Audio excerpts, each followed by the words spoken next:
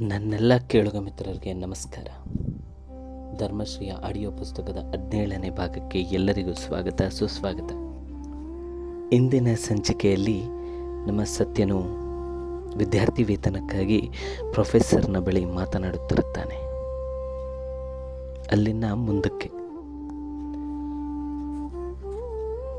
ನೀವು ಬ್ರಾಹ್ಮಣರು, ನಿಮ್ಮ ಜಾತಿಯಲ್ಲಿ ವಿದ್ಯಾವಂತರೇ ಹೆಚ್ಚು, ನಿಮಗೆ ಯಾಕೆ ರಿಯಾಯಿತಿ ಎಂದು ಅವರು ಕೇಳಿದಾಗ, ನಮ್ಮ ಜಾತಿಯಲ್ಲಿ ವಿದ್ಯಾವಂತರಿದ್ದರೆ ನನಗೆ ಬಂದದ್ದೇನು ಸರ್, ನನಗೆ ಯಾರೂ ಇಲ್ಲ, ಆದರೂ ನಿಮಗೆ ರಿಯಾಯಿತಿಯ ಅವಶ್ಯಕತೆ ಇಲ್ಲ.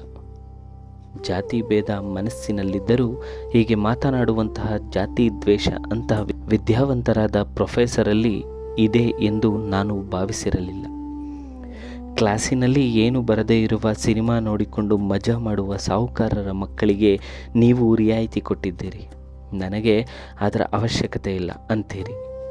ಪರದೇಶದಲ್ಲಿ ಓದಿ ಬಂದ ನಿಮ್ಮ ದೃಷ್ಟಿ ಕೊಂಚ ವಿಶಾಲವಾಗಿದೆ ಅಂತ ತಿಳಿದು ನಿಮ್ಮಲ್ಲಿಗೆ ಬಂದೆ.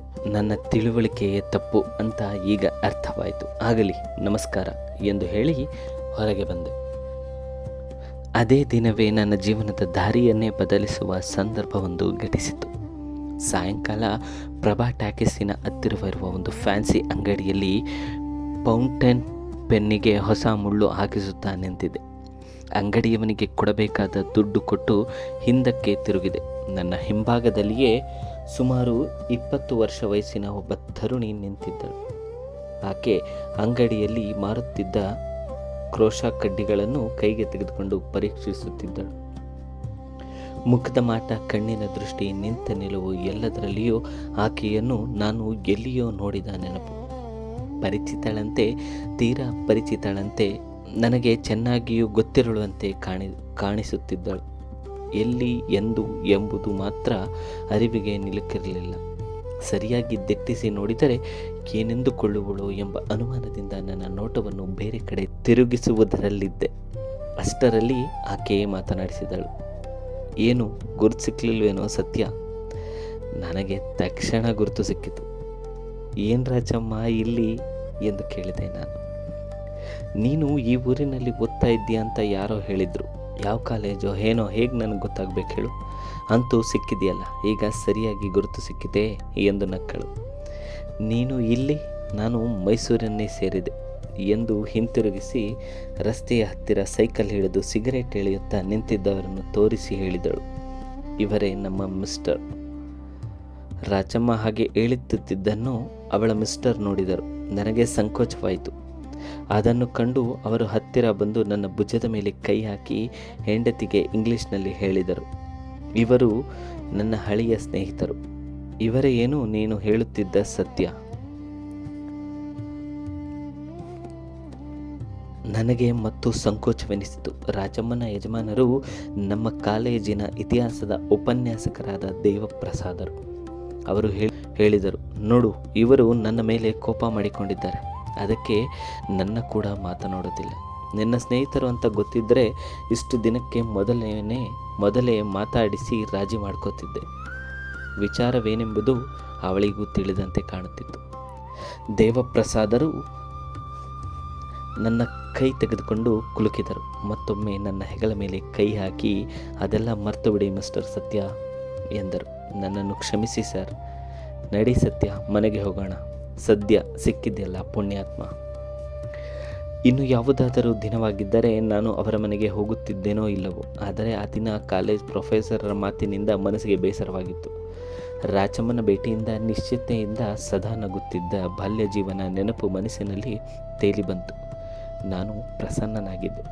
ಹೋಗೋಣ ಎಂದು ಹೊರಟೆ.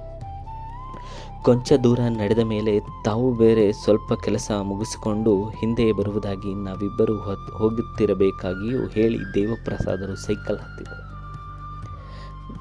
ನಿಮ್ಮ ಮದುವೆಯಾಗಿ ಎಷ್ಟು ದಿನವಾಯಿತು ಎಂದು ಕೇಳಿದೆ ನಾನು. ಏನು, ಆಗಲೇ ಬಹುವಚನ ಪ್ರಾರಂಭಿಸಿಬಿಟ್ಟೆಯಲ್ಲ, ನಿಮ್ಮ ಮಿಸ್ಟರ್ ಹೆಂಡತಿ ಅಂತಲೋ? ಆಗ ನನ್ನ ಹೊಡೆಯೋಕ್ಕೆ ಆಗ್ತಾ ಇತ್ತು, ನಿನಗೆ ಬೇಕಾದ ಹಾಗೆ ಅಳಿಸೋಕೆ ಆಗ್ತಿತ್ತು. ಈ ಗೌರವ ಮರ್ಯಾದೆ ಎಲ್ಲ ಆಗ ಎಲ್ಲಿ ಹೋಗಿತ್ತೋ? ನಿನ್ನ ಮರ್ಯಾದೆ ನಿನ್ನ ಹತ್ತಿರ ಇಟ್ಕೊ, ಹೋಗಲಿ ಬಿಡು. ಈಗ ದೊಡ್ಡ ಮನುಷ್ಯನಾದೆ, ಏನಾದರೂ ಜಂಬ ಬಂದಿದೆಯೇನೋ ಅಂತ ಗೌರವ ಕೊಟ್ಟು ಮಾತನಾಡಿಸಿದೆ ಅಂತ ನಾನು ಹೇಳಿದೆ. ದೊಡ್ಡ ಮನುಷ್ಯ ಆಗಿರೋನು ನೀನು. ಅದಕ್ಕೆ 2 ಸಲ ಮಿಟಿ ನೋಡಿದರೂ ನನ್ನ ಗುರುತು ಸಿಕ್ಕಲಿಲ್ಲ. ಅವರು ಮನೆ ಇರುವುದು ದೊಡ್ಡ ಅಂಚೆ ಕಚೇರಿಯಿಂದ ಕೆಳಭಾಗಕ್ಕೆ, ರಾಜ ರಸ್ತೆಯಿಂದ ಹಿಂಬದಿಯ ಒಂದು ಕಿರು ರಸ್ತೆಯ ಪಕ್ಕದಲ್ಲಿ. ತುಂಬ ಅಣಿಯಾದ ಅಚ್ಚುಕಟ್ಟಾದ ಮನೆ. ಮನೆಯಲ್ಲಿ ಕೆಲಸ ಮಾಡಿಕೊಂಡಿದ್ದ ಮುಪ್ಪಿನ ವಯಸ್ಸಿನ ಒಬ್ಬ ಹೆಣ್ಣಾಳು ಮನೆ ಕಾಯುತ್ತಿದ್ದಳು. ಮನೆಗೆ ಹೋಗುವ ವೇಳೆಗಾಗಲೇ ನಾವು ಅದೆಷ್ಟೋ ವಿಷಯಗಳನ್ನು ಮಾತನಾಡಿದ್ದೆವು. ನರಸಾಪುರದ ನಮ್ಮ ವಿದ್ಯಾರ್ಥಿ ಜೀವನವನ್ನು ಜ್ಞಾಪಿಸಿಕೊಂಡೆವು. ಸ್ವಾಮಿ ಮೇಷ್ಟರನ್ನು ನೆನೆಸಿಕೊಂಡೆವು. ಮನೆಗೆ ಹೋದವರೇ ಇಬ್ಬರು ಅಂಗಳದಲ್ಲಿದ್ದ ಒಂದೊಂದು ಬೆತ್ತದ ಕುರ್ಚಿಯ ಮೇಲೆ ಒರಗಿದೆವು. ನಾನು ಕೇಳಿದೆ, ನಿಮಗೆ ಇವರ ಪರಿಚಯ ಹೇಗಿತ್ತು? ನಾನು ಆಗಲೇ ಹೇಳಿರಲಿಲ್ಲವೇ, ಮೈಸೂರಿನಲ್ಲಿ ನಮ್ಮ ನೆಂಟರಿದ್ದಾರೆ ಅಂತ. ಇವರು ನಮ್ಮ ಹಳೆಯ ನೆಂಟರು. ನಾನು ನಮ್ಮ ಅಕ್ಕನ ಮನೆಯಲ್ಲಿ ಇದ್ದುಕೊಂಡು ಹಾಸನದ ಕಾನ್ವೆಂಟ್ ಹೈಸ್ಕೂಲಿನಲ್ಲಿ ಓದ್ತಾ ಇದ್ದೆ. ಹೋದ ವರ್ಷ ಇವರು ಹಾಸನಕ್ಕೆ ಬಂದಿದ್ದರು. ನಮ್ಮ ಭಾವ ಇವರು ಇಬ್ಬರು ಸ್ನೇಹಿತರು. ಅಲ್ಲಿ ನನ್ನನ್ನು ನೋಡಿ, ಈ ಹುಡುಗಿನ ನಾನು ಮದುವೆಯಾಗ್ತೀನಿ ಅಂದ್ರಂತೆ. ಪರವಾಗಿಲ್ಲ. ಯಾರು? ನಿಮ್ಮ ಮೇಷ್ಟ್ರೆ. ಇನ್ನು ಮೇಲೆ ನಿನಗೆ ಗೊತ್ತಾಗುತ್ತೆ, ಪ್ರಪಂಚನೇ ತೆರೆ ಕೆಳಕ್ಕೂ ಮಾಡ್ತಾರೆ. ನಾವು ಬಂದು ಆಗಲೇ ಅರ್ಧ ಗಂಟೆಯ ಮೇಲಾಗಿತ್ತು. ಈಗ ಬರ್ತೀನಿ ಅಂತ ಹೋದವರು ಬಂದೇ ಇರಲಿಲ್ಲ. ಅವರು ಹೀಗರೆ ಎಲ್ಲಿ ಬರ್ತಾರೆ? ಕ್ಲಬ್ಬಿಗೆ ಹೋದವರು 10 ಗಂಟೆ ತನಕ ಸ್ಪೀಡ್ ಆಡಿಕೊಂಡು 2 ಪ್ಯಾಕ್ ಸಿಗರೇಟ್ ಮುಗಿಸಿಯೇ ಬಂದರು. ಅವರು ಅಷ್ಟೊಂದು ಸಿಗರೇಟ್ ಸೇದೋದು ನಿನಗೂ ಗೊತ್ತಿದೆ. ವಾಸನೆಯೇ ಹೇಳುತ್ತೆ. ಆದರೆ ಮನೆಯಲ್ಲಿರುವಾಗ ಅಷ್ಟೊಂದು ಸೇದೋಲ್ಲ. ಯಜಮಾಂತಿ ಕಂಡ್ರೆ ಹೆದರ್ತಾರೆ ಅನ್ನೋ. ನಿನ್ನ ಏನೋ ಅಂತಿದ್ದೆ. ಕಂಗ್ರ್ಯಾಚುಲೇಷನ್. ಅವರು ಹೆದರ್ತಾರೋ ನನ್ನ ಹೆದರ್ಸ್ತಾರೋ ನಿನಗೇನು ಗೊತ್ತು ನನ್ನ ಕಷ್ಟ. ಅದು ಹೋಗಲಿ, ಮೆಲ್ಲಗೆ ಪ್ರಶ್ನೆ ಕೇಳಿದ್ದೀಯಾ? ನೀನು ನರಸಾಪುರ ಬಿಟ್ಟ ಮೇಲೆ ಏನಾಯಿತು? ಎಲ್ಲನೂ ಒಂದು ಬಿಡದೆ ಹೇಳು. ಯಾವಾಗಲಾದರೂ ಹೇಳ್ತೀನಿ. ಹೇಳುವಂತಹ ಹೆಚ್ಚು ವಿಷಯವೇನೂ ಇಲ್ಲ.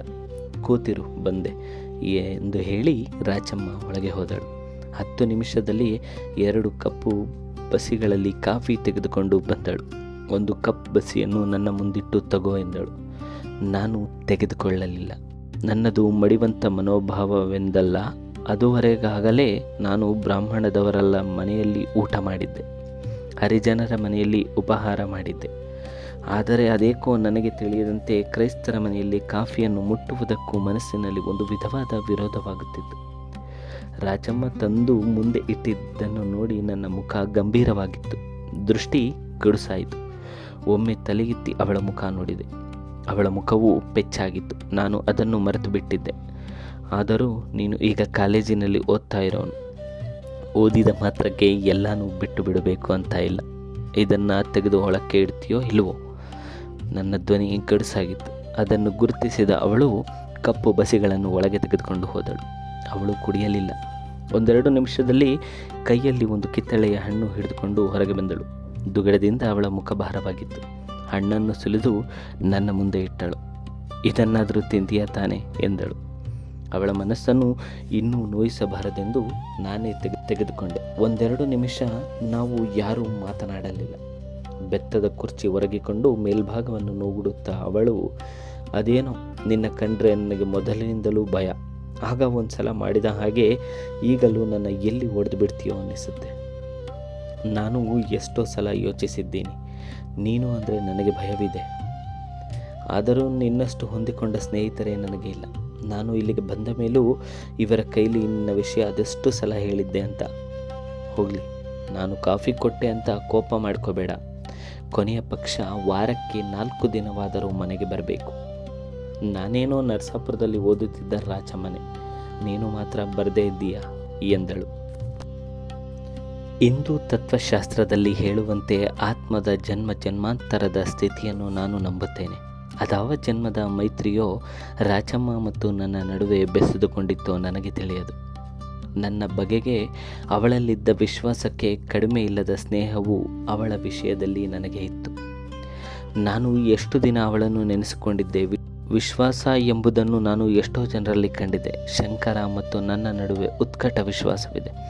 ಆದರೆ ಅದು ಅವನ ಬುದ್ಧಿಗೆ, ವಿದ್ಯೆಗೆ ಮತ್ತು ಧಿರೋದಾತ್ತ ವ್ಯಕ್ತಿತ್ವಕ್ಕೆ ನಾನು ಮಾರುಹೋದ ವಿಶ್ವಾಸವಿರಬೇಕು. ಅವನ ವ್ಯಕ್ತಿತ್ವದಲ್ಲಿ ಪ್ರಖರವಾದ ಸೂರ್ಯಕಿರಣವಿತ್ತು. ಆ ಬೆಳಕು ನನ್ನನ್ನು ಆಕರ್ಷಿಸಿತ್ತು. ನಂಜುವಿನ ಮೈತ್ರಿಯಲ್ಲಿ ಪ್ರೀತಿ ಇತ್ತು. ನನ್ನ ಪ್ರಗತಿಯ ಬಗೆಗೆ ಅವನಲ್ಲಿ ಮನತುಂಬುವ ವ್ಯಾಕುಲತೆ ಇತ್ತು. ಅವನ ಸ್ವಭಾವವೇ ಮೃದು, ಗುಣವೇ ಒಳ್ಳೆಯದು. ಮೇಲಾಗಿ ನನ್ನನ್ನು ಮೈಸೂರಿಗೆ ಕರೆತಂದವನು. ನನ್ನ ಮುಂದಿನ ವಿದ್ಯಾಭ್ಯಾಸಕ್ಕೆ ಮಾರ್ಗ ತೋರಿಸಿದವನು ಅವನು. ಅವನ ವಿಷಯದಲ್ಲಿ ನನಗಿದ್ದ ವಿಶ್ವಾಸ ಒಂದು ಅಂಶವು ಕೃತಜ್ಞತೆಯಾಗಿದ್ದರೂ ಇರಬಹುದು. ಆದರೆ ರಾಜಮ್ಮನ ವಿಷಯದಲ್ಲಿ ಹಾಗಿರಲಿಲ್ಲ. ನನ್ನ ವಿಶ್ಲೇಷಣೆಗೆ ಮೀರಿದ ಅದಾವುದೋ ಅನುಕಂಪ, ಆತ್ಮೀಯತೆ, ಸ್ನೇಹ ಭಾವಗಳು ನನ್ನಲ್ಲಿದ್ದವು. ಅದಾವುದನ್ನು ನಾನು ಅವಳೆದುರು ಹೇಳಲಿಲ್ಲ. ಅರ್ಧ ಗಂಟೆ ಮಾತನಾಡುತ್ತಿದ್ದು ನಾನು ಹೋಗ್ತೀನಿ, ಅವರು ಬರಲಿಲ್ಲ. ನನ್ನ ರೂಮಿಗೆ ಹೋಗೋ ಹೊತ್ತಾಗುತ್ತದೆ ಎಂದು ಹೊರಟು ನಿಂತೆ. ಅವರು ಈಗಲೇ ಬರೋಲ್ಲ, ನಿನ್ನ ರೂಮ್ ಎಲ್ಲಿ? ನೋಡು, ನಾನು ಈಗ ಎಷ್ಟೋ ವಿಷಯ ಮಾತನಾಡಿದೆವು. ನೀನು ಊಟ ತಿಂಡಿಗೆ ಏನು ಮಾಡ್ತಿದ್ದೀಯಾ, ಎಲ್ಲಿದ್ದೀಯಾ, ಅದಕ್ಕೆಲ್ಲ ಅನುಕೂಲವಾಗಿದೆಯೇ? ಅನಾಥಾಲಯದಲ್ಲಿ ಊಟ ಮಾಡ್ತಿದ್ದೀನಿ. ವಾಸಕ್ಕೆ ಬೇರೆ ಒಂದು ರೂಮ್ ಇದೆ. ಈಗಾಗಲೇ ರಾತ್ರಿ 9 ಗಂಟೆ ಆಯಿತು. ನಿನಗೆ ಊಟಕ್ಕೆ ಚಕ್ಕರ ಆಯಿತು ಅಂತ ಕಾಣುತ್ತೆ, ಸ್ವಲ್ಪ ಇರು ಎನ್ನುತ್ತಾ ಅವಳು ಒಳಗೆ ಹೋಗಿ ಒಂದು ಕಾಗದ ಪೊಟ್ಟಣ ತಂದು ನನ್ನ ಕೈ ಮುಂದಿಟ್ಟಳು. ಮತ್ತೇನೂ ಅಲ್ಲ, ಸ್ವಲ್ಪ ಹಣ್ಣು, ರಾತ್ರಿ ಊಟವಂತೂ ಇಲ್ಲ, ರೂಮಿಗೆ ಹೋಗಿ ತಿನ್ನು ಎಂದಳು. ಹೊರಗಿನ ರಸ್ತೆಯವರೆಗೂ ಬಂದು ನನ್ನನ್ನು ಕಳಿಸುತ್ತಾ ಅವಳು ಹೇಳಿದಳು, ನೀನು ಮನೆಗೆ ಸರಿಯಾಗಿ ಬರದೇ ಇದ್ದರೆ ನೋಡು, ಕಾಲೇಜಿಗೆ ಹೆಂಗೂ ಬರ್ತಾರಲ್ಲ ಅವರ ಕೈಲೇ ಪೊಲೀಸ್ ಕೆಲಸನೂ ಮಾಡಿಸ್ತೀನಿ ಎಂದೂ ಇಲ್ಲದ ಆನಂದದಿಂದ ನನ್ನ ಕೊಠಡಿಯ ಕಡೆ ನಡೆದೆ. ಆ ಮಧ್ಯಾಹ್ನ ಕಾಲೇಜಿನ ಪ್ರೊಫೆಸರ್ ಆಡಿದ ಮಾತಿನ ಕಹಿಯನ್ನು ಮರೆತಿದ್ದೆ. ಜಂಜಡವನ್ನರಿಯದೆ ಬಾಲ್ಯದ ದಿನಗಳ ಹರ್ಷದಲ್ಲಿ ಮನಸ್ಸು ತೇಲುತ್ತಿತ್ತು. ಕೊಠಡಿಗೆ ಹೋಗುವುದರಲ್ಲಿ ಇನ್ನೊಂದು ಸಂತೋಷದ ಸಂಗತಿ ನನ್ನನ್ನು ಕಾಯುತ್ತಿತ್ತು. ನಂಜುವಿನಿಂದ ಪತ್ರ ಬಂದಿತ್ತು. ಅವನ ತಂದೆಗೆ ಮೊದಲಿನಿಂದಲೂ ಚೆನ್ನಾಗಿ ಗುರುತಿದ್ದ ವಿದ್ಯಾ ಇಲಾಖೆಯ ಒಬ್ಬ ಅಧಿಕಾರಿಗಳು ಅವನಿಗೆ ಕೆಲಸ ಕೊಡಿಸಿದ್ದರು. ಚಲುವರಾಯಪಟ್ಟಣ ತಾಲೂಕಿನ ಒಂದು ಹಳ್ಳಿಯ ಮಾಧ್ಯಮಿಕ ಶಾಲೆಯಲ್ಲಿ ಅವನು ಉಪಾಧ್ಯಾಯನಾಗಿ ಸೇರಿದ್ದ. ಮುಂದೆ ಎಲ್ಲಿಯ ಬಂದ ಎಲ್ಲಿಯ ಅನುಬಂಧ ಅಲ್ವೇ ಇದಕ್ಕೆ ಅನ್ನೋದನ್ಸುತ್ತೆ. ಎಷ್ಟೋ ದಿವಸದಿಂದ ಎಲ್ಲರೂ ಹೊರಟು ಹೋದರು ಅನ್ನೋ ಬೇಸರದಲ್ಲಿದ್ದ ನಮ್ಮ ಸತ್ಯನಿಗೆ ಕೊನೆಗೂ ಮತ್ತೆ ರಾಜಮ್ಮನ ಪರಿಚಯವಾಯಿತು. ಈಗ ಮುಂದಕ್ಕೆ ಹೇಗಿರುತ್ತೆ ಅವನ ಜೀವನ ಎಂಬುದನ್ನು ಮುಂದಿನ ಸಂಚಿಕೆಯಲ್ಲಿ ತಿಳಿದುಕೊಳ್ಳೋಣ. ನನ್ನ ಕತೆ ನಿಮ್ಮೆಲ್ಲರಿಗೂ ಇಷ್ಟವಾದಲ್ಲಿ ದಯಮಾಡಿ ಲೈಕ್ ಮಾಡಿ, ಶೇರ್ ಮಾಡಿ. ಕತೆಗಳನ್ನು ಇಷ್ಟಪಡುವ ನಿಮ್ಮ ಸ್ನೇಹಿತರೊಂದಿಗೆ ಈ ಕಥೆಯನ್ನು ಹಂಚಿಕೊಳ್ಳಿ. ಮತ್ತೆ ಸಿಗುವ. ನಮಸ್ಕಾರ.